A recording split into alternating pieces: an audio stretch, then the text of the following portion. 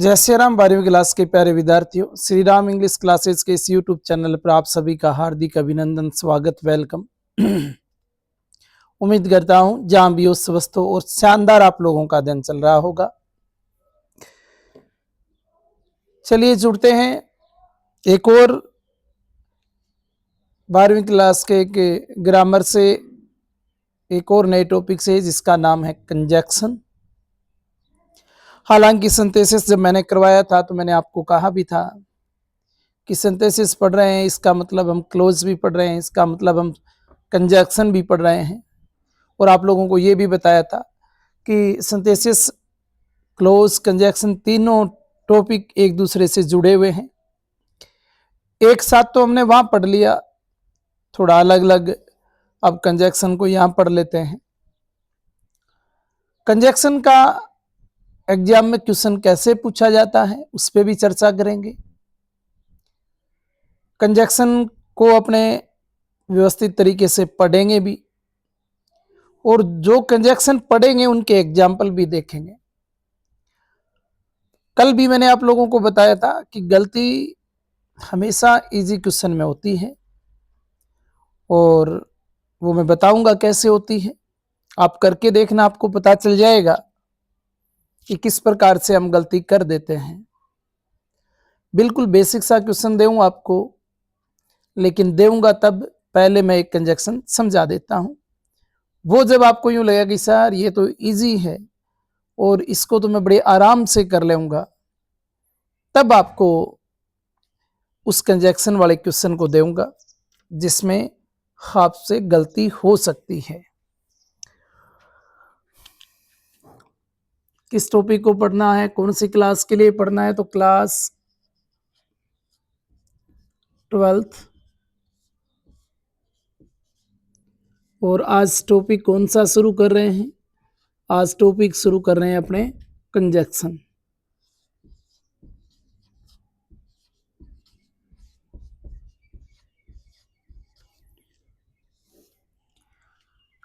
आपको याद है तो सिंथेसिस जब पढ़ रहे थे तो सिंपल सेंटेंस बना रहे थे, फिर अपने कंपाउंड बनाए, फिर अपने कॉम्प्लेक्स सेंटेंस बनाए। दो या दो से अधिक सिंपल सेंटेंस को अपने जोड़ के सिंपल, कंपाउंड, कॉम्प्लेक्स बना रहे थे। किससे जोड़ रहे थे? कंजक्शन से जोड़ रहे थे। और उन्हीं कंजक्शन को हम अलग अलग पढ़ने वाले हैं, तो देखिएगा।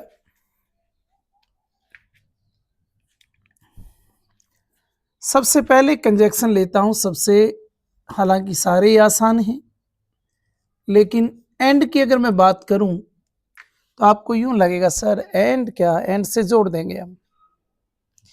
चाहे सब्जेक्ट को जोड़ना हो, चाहे बाकी पार्ट को जोड़ना हो, सब्जेक्ट, इसमें दो तरह के सेंटेंस आपको मिलेंगे। एंड की जब भी बात की जाएगी ना, दो तरह के, एक सेंटेंस तो आपको ऐसा मिलेगा जिसमें सारे सब्जेक्ट क्या मिलेंगे आपको, दोनों सेंटेंस के सब्जेक्ट समान होंगे।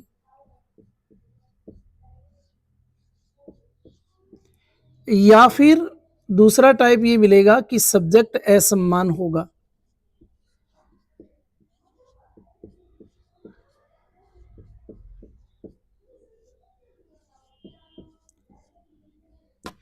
तो सब्जेक्ट समान होने पर किस प्रकार से एंड का प्रयोग होता है, और सब्जेक्ट असमान होने पर किस प्रकार से एंड का प्रयोग करते हैं, दोनों चीजें बताऊंगा। पर ध्यान रखना, मेरी बात ध्यान से सुनना। मैंने कहा मैं एक कंजक्शन करवाने के बाद आपसे एक क्वेश्चन पूछूंगा ही नहीं, वो क्वेश्चन मैं आपसे गलत करवाऊंगा। अब मैं कह रहा हूं कि वो क्वेश्चन मैं आपसे गलत करवाऊंगा, इसका मतलब अब मैं आपको दो एग्जाम्पल बताने वाला हूं, उनको ध्यान से समझ लेना। और उसके बाद भी अगर आप गलत करते हैं तो फिर थोड़ा सोचना कि यार कहाँ आपने गलती कर गए। और मैं कह रहा हूं कि वो सेंटेंस में आप लोगों से, जब ये कह रहा हूं कि आप लोगों से गलत करवाऊंगा, तो आपको ये ठान लेना है कि हमें गलत नहीं करना किसी भी सूरत में। एग्जाम्पल देखिएगा, दो एग्जाम्पल लेते हैं। He came to me, he give me a letter. एक तो he came to me,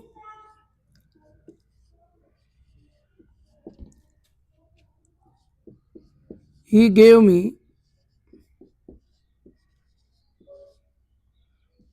a letter. एक एग्जाम्पल हमने ये ले लिया।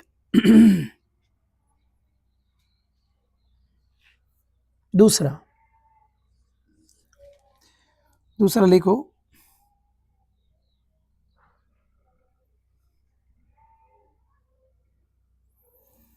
राम वेंट टू कोटा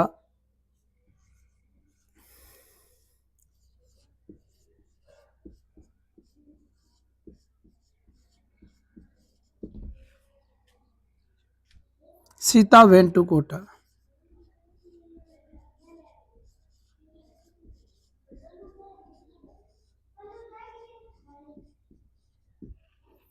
एक ये ले लो,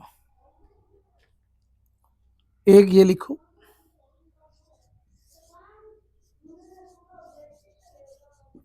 Ravi is a good boy,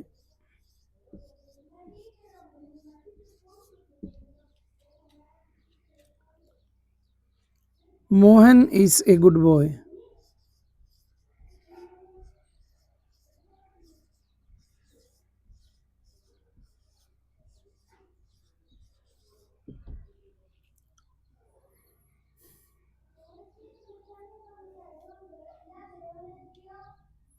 You are calling me, he is calling me।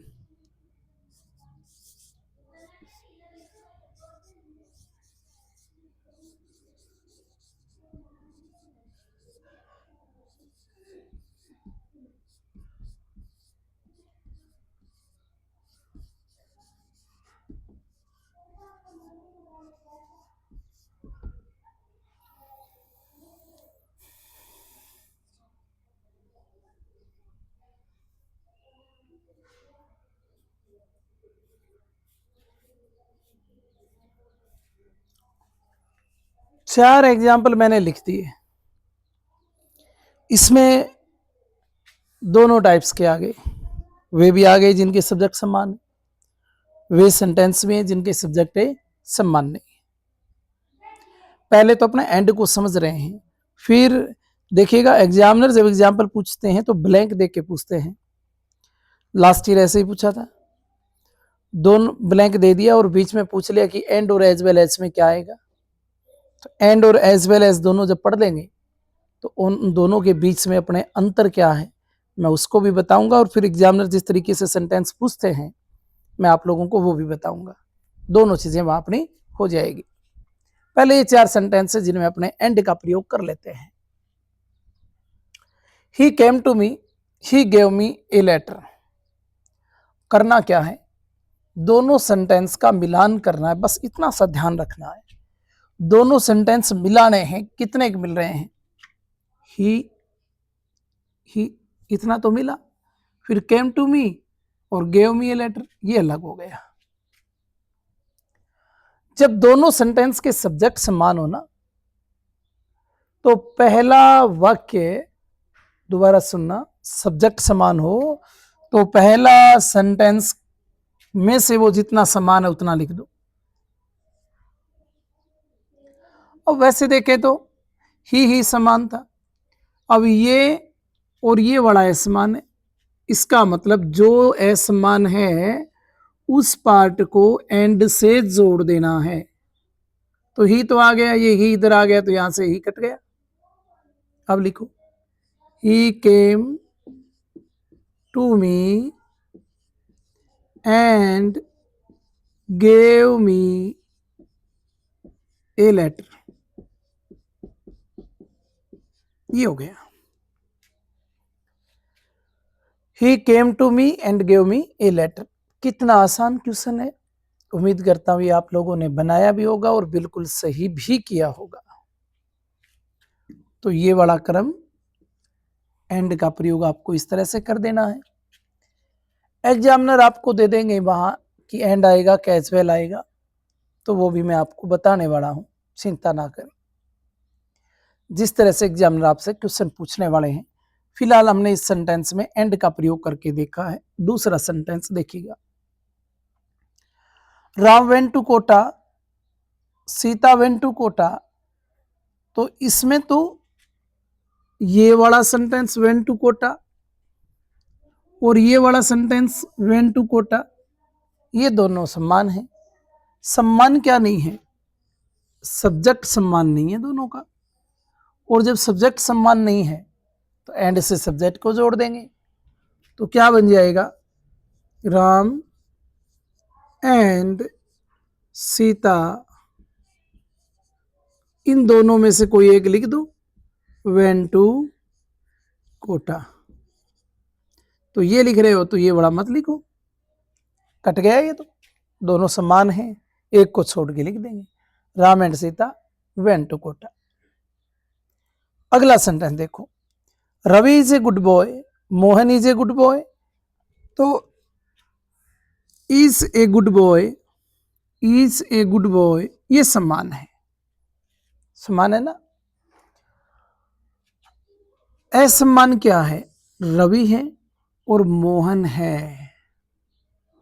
तो रवि और मोहन को अपने एंड से जोड़ देंगे, रवि एंड मोहन। अब देखिएगा, राम एंड सीता, वर्ब तो सेकंड फॉर्म है, तो चाहे प्रेजेंट होता तो फिर सोचते, पास्ट में था, वेंट का वेंट ही रह गया, इसमें कोई दिक्कत है ही नहीं। यहां समस्या आ रही है थोड़ी सी, रवि एंड मोहन सब्जेक्ट दो हो गए, और जब सब्जेक्ट दो हो गए तो वर्ब जो आगे आने वाली है वो सिंगुलर नहीं आ सकती, प्लूरल सब्जेक्ट हो गया ना। तो फिर यहां बी फॉर्म दे रखे, इस तो सिंगुलर सब्जेक्ट था तब दे रखा था, प्लूरल फॉर्म के लिए कौन सी आती है? तो ये आपका इज जो है ना, इन दो में से एक लेना है, इन दो में से अपने को एक लेना है। लेकिन अब ये एक वचन कर्ता की हेल्पिंग वर्ब है और ये बहुवचन सब्जेक्ट हो गए, अब दो सब्जेक्ट हो गए, दो नाम आ गए, तो इसका बेटा यहां हो जाएगा आर। क्या हो जाएगा? आर। अब देखिए, एक लड़के की बात की तब तो ए गुड लिखा हमने, एक लड़के की बात की तब तो ए गुड लिखा, ये तो एक नहीं रहे, दो लड़के हो गए, तो इस ए को नहीं लिखना, ये ध्यान रखना, गुड का गुड आ जाएगा। एक लड़के को बता रहे थे पहले कि राम अच्छा लड़का है, तो Ram is a good boy. अब कह रहे हैं राम भी अच्छा है, मोहन भी अच्छा है, तो Ram and Mohan is a good boy तो नहीं कह सकते, राम एंड मोहन आर, अब दोनों को बता रहे हैं गुड। अब एक बॉय नहीं है, ये तो प्लूरल हो गए, लड़के हो गए, एक लड़का थोड़ी ना है, तो एक लड़का नहीं है तो फिर बॉय भी नहीं रहेगा, यहां ध्यान रखना, बॉयस हो जाएगा। ये दोनों बातें आपसे गलती करवा सकती हैं एंड के प्रयोग में, तो एंड वाले में इसका थोड़ा ध्यान रखना है। अब रही बात सर,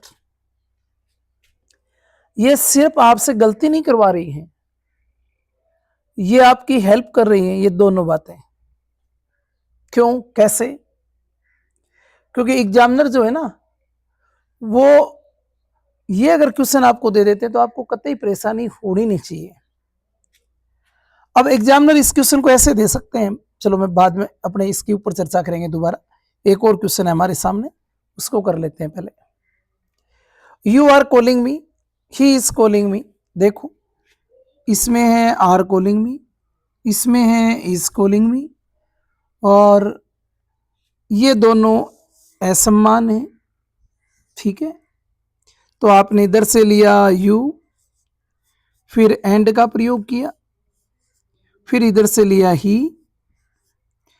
अब you and he plural subject हो गए, इसका मतलब इज आर में से कौन आएगा? आर आएगा। कॉलिंग मी से एक आ जाएगा कोई, कॉलिंग मी एक बार लिख देंगे, you and he are calling me. ये सेंटेंस भी आप जब ये आर लिखोगे ना, तो आपको यूं लगेगा यार ही के साथ आर जच नहीं रहा, आपको वहां जचाना नहीं है, आपको एंड का प्रयोग करके ग्रामेटिकल रूल के अकॉर्डिंग आपको लिखना है। जचाने लग जाओगे तो फिर जचाने वाली बात इंग्लिश में सेट नहीं होती। इन 2 क्वेश्चन पे आपको एग्जामिनर क्वेश्चन पूछेंगे। 101% अगर एंड से पूछते हैं तो इस तरह के 2 क्वेश्चन आपको एग्जाम में देखने को, कोई भी इनमें से क्वेश्चन आपको देखने को मिल सकता है। कोई जरूरी नहीं नाम चेंज हो जाएंगे। ये तो था एंड का प्रयोग। अब एंड का प्रयोग आप लोगों को समझ आ गया होगा। पहले मैं इन 2 क्वेश्चन की बात और करूंगा, एक इसकी एक इसकी, फिर एक क्वेश्चन आपके सामने रखूंगा एंड का, और मैं उस क्वेश्चन को लिखने के बाद आपसे 101% ये कहने वाला हूं कि आप इस क्वेश्चन को गलत कर दोगे। और अगर वो क्वेश्चन आपको आए तो मुझे उस क्वेश्चन का जवाब आप कमेंट में देंगे। हाँ, कल अगली क्लास में मैं वो क्वेश्चन लेके आऊंगा आपके सामने और उस क्वेश्चन का आंसर भी मैं आपको बताऊंगा। मैं आप लोगों को बताऊंगा कि कैसे आपने इसमें गलती की और क्या होनी चाहिए था, और आप वार्षिक एग्जाम में अगर क्वेश्चन आए तो ये गलती करना मत। उसकी तो करेंगे इनके बाद बात। पहले एक चीज और देख लो। क्या देख लो? वो देखो इधर। अब एग्जामिनर इसमें से हमें क्वेश्चन कैसे पूछने वाले हैं, मैं ये 2 क्वेश्चन लेता हूं जो अभी मैं आपको बोल रहा था, ये आपकी हेल्प करने वाले हैं। एग्जामिनर आपको एग्जाम में इस प्रकार से देंगे कि Ravi blank Mohan are good boys.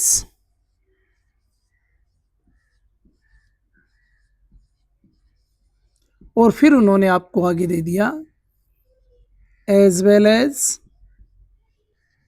और एंड में से कौन सा कंजैक्शन इसमें आएगा वो आपसे पूछना चाहते हैं।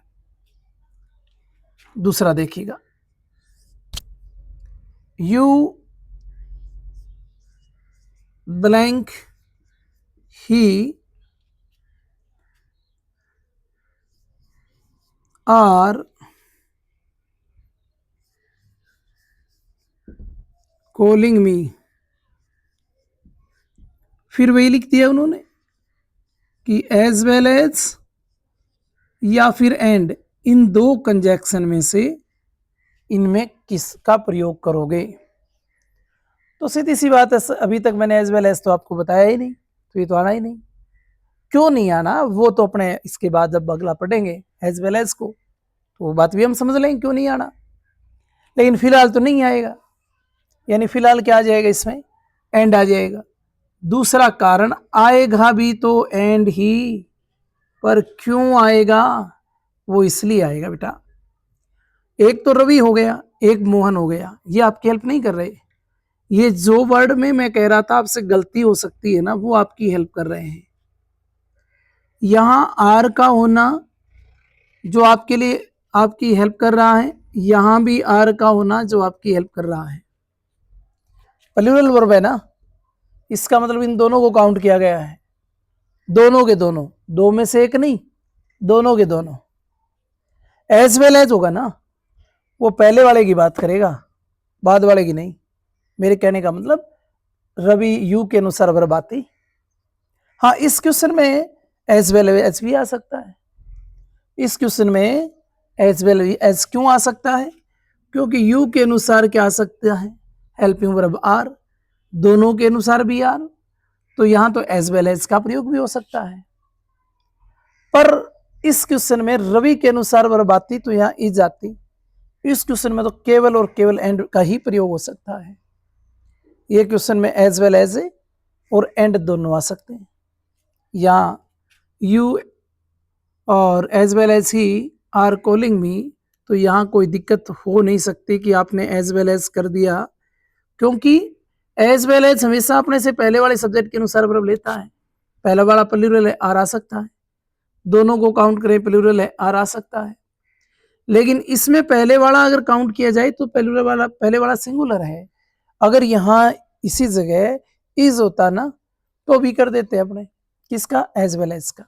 तो ये तो पहचान हो गई इस प्रकार से एग्जामिनर आपसे क्वेश्चन पूछेंगे और इस प्रकार से करना है। ये आपको मैंने 4 क्वेश्चन आपको अलग से वह करवा दिए कि इस एंड का प्रयोग कैसे करते हैं। अब वो क्वेश्चन लिखिएगा जो आप गलत करने वाले हैं। इतना अच्छा समझने के बाद भी यहां समझ लिया आपने और आपने पढ़ भी लिया, और अब मैं आपको ये बोल रहा हूं कि आप उसको गलत करने वाले हैं, तो मुझे सही करके दिखाएं। क्वेश्चन लिखें फिर। सिंपल सा क्वेश्चन दूंगा। सी हैज ए पेन,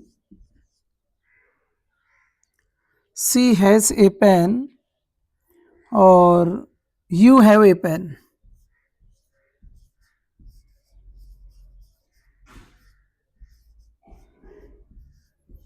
मैं कहता हूं इसमें एंड का प्रयोग आप करोगे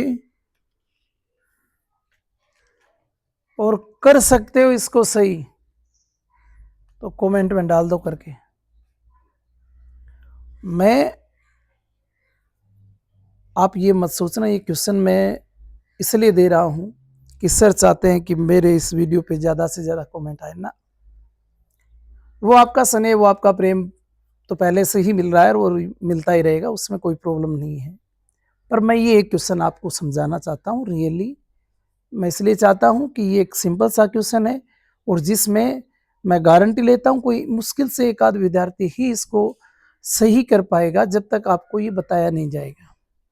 बता दूंगा उसके बाद आप सारे के सारे सही करने वाले हो। फिलहाल आपसे गलती 100% होगी। 100%, मैंने तो 101% कह रखा है। खैर उसमें 1% ये बात सही होती है या 101% पता चल जाएगा आपकी कमेंट देखने के बाद। कल इस क्वेश्चन का आंसर फिर बताऊंगा मैं आपको। आज आप मुझे बता दें, कल मैं आपको इसका आंसर को पहले आते ही अपने कल इसकी चर्चा करेंगे। अब ये हुआ हमने एंड का प्रयोग किया। चलो अब अपने सीखते हैं एक और कंजक्शन को। ये लिख लिया क्या? ये क्वेश्चन आपने नोट किया कि नहीं किया? नहीं किया तो मैं रख देता हूं, एक बार फटाफट लिख लीजिए, नहीं तो स्क्रीनशॉट ले लीजिए जो आपके सामने चैलेंज है।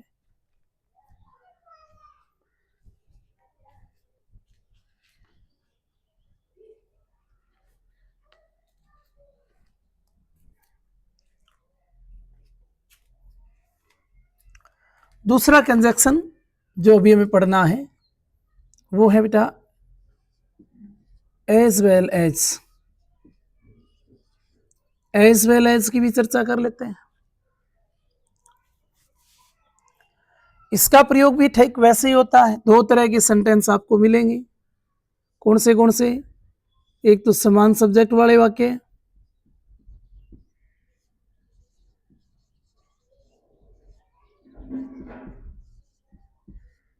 समान सब्जेक्ट होने पर हम किस प्रकार से सेंटेंस बनाएंगे, किस प्रकार से एज वेल एज का प्रयोग करेंगे। दूसरा असमान सब्जेक्ट होने पर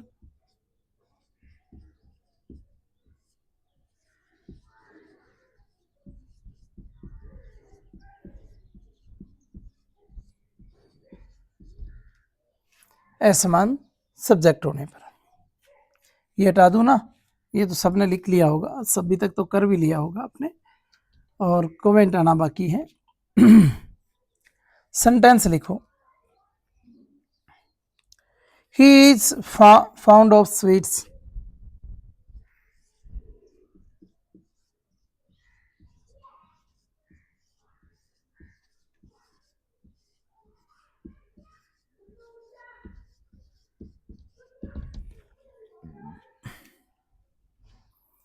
आई am found of sweets.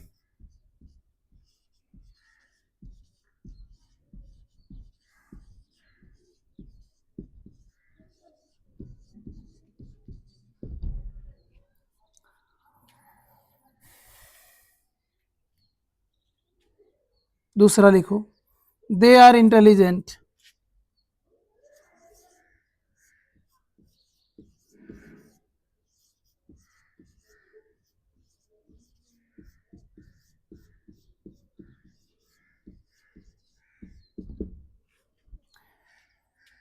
C is intelligent,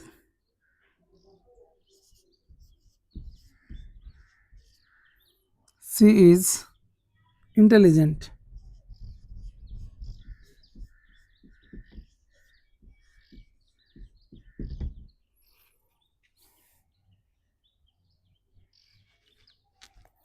You were absent, I was absent.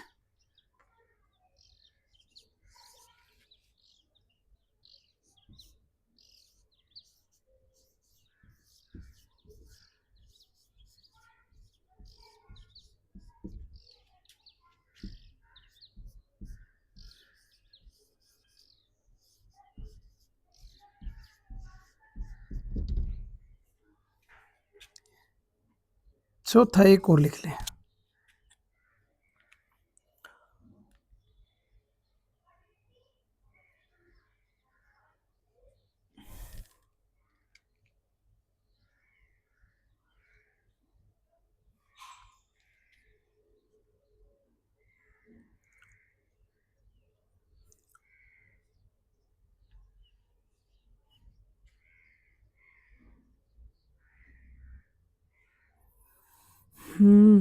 एक सेंटेंस क्या लिखा है आपको,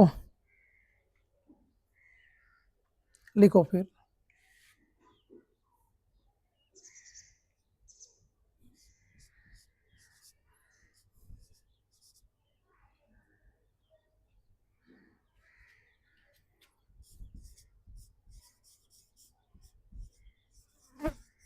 He is playing hockey. He is playing cricket.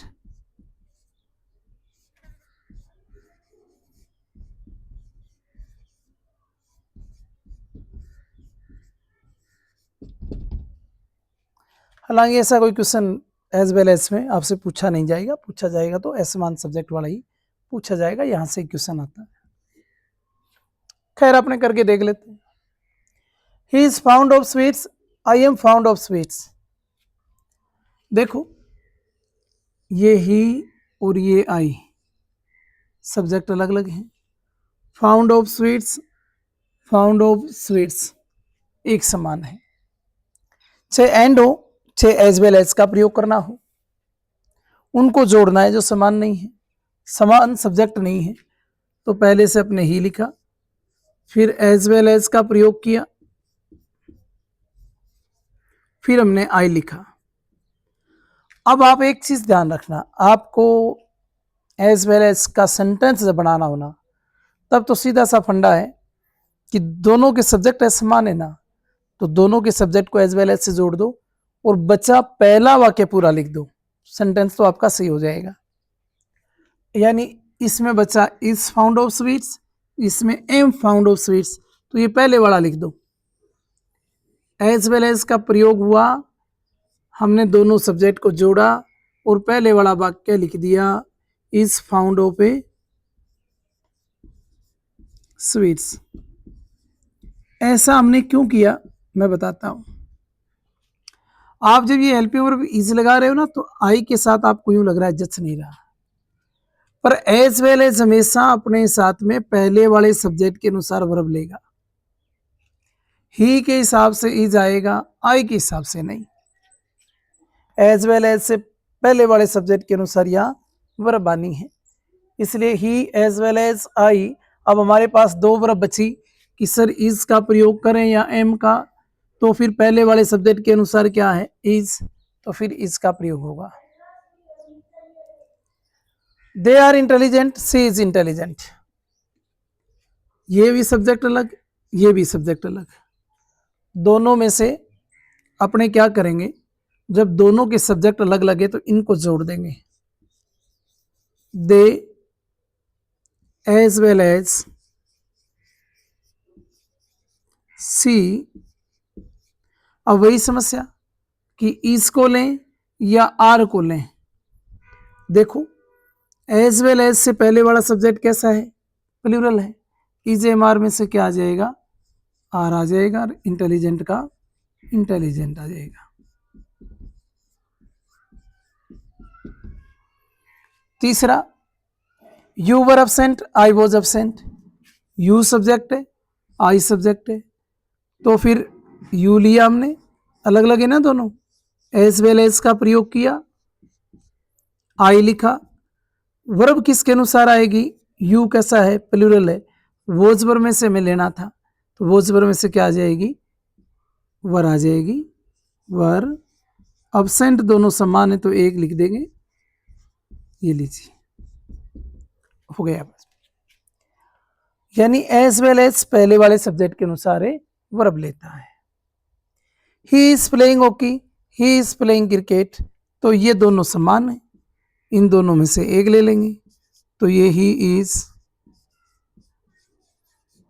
Playing, यहां तक समान है। अलग क्या है, हॉकी एंड हॉकी और क्रिकेट, तो he is playing hockey as well as cricket. हालांकि ये दोनों काम साथ साथ नहीं हो सकते, एक ही हो सकता है, फिर भी हमने बना दिया। ऐसा क्वेश्चन तो आएगा ही नहीं एग्जाम में, ये तीन वाले जो हैं इस तरह का क्वेश्चन पूछा जाएगा। ऐसा ही नहीं कि ऐसे क्वेश्चन पूछ ले कि इसका प्रयोग करो एज वेल एज का। ऑप्शन रहने कि एज वेल एज में और एंड में दोनों में क्या आएगा, तो दोनों में अंतर ये एक ही है बेटा, ध्यान रखना कि अगर ये इस यहाँ जो वर्ब आई है ना, ये वर्ब अगर पहले वाले सब्जेक्ट के अनुसार है तो एज वेल एज, दोनों के अकॉर्डिंग है तो फिर एंड। बस इतना सा अगर आपको ध्यान में है तो एज वेल एज और एंड से आने वाला क्वेश्चन आपका कोई गलत है नहीं कर सकता। उम्मीद करता हूं आज की क्लास में जो बातें मैंने आप लोगों को अभी तक बताई है कंजक्शन में, वो समझ में आई होगी। एक क्वेश्चन मैं आपको यहाँ लिख देता हूं कि एग्जामिनर आपको जब पूछेंगे तो किस प्रकार से इस क्वेश्चन को पूछा जाएगा, वो यहाँ लिख के देंगे ऐसे, you blank I were absent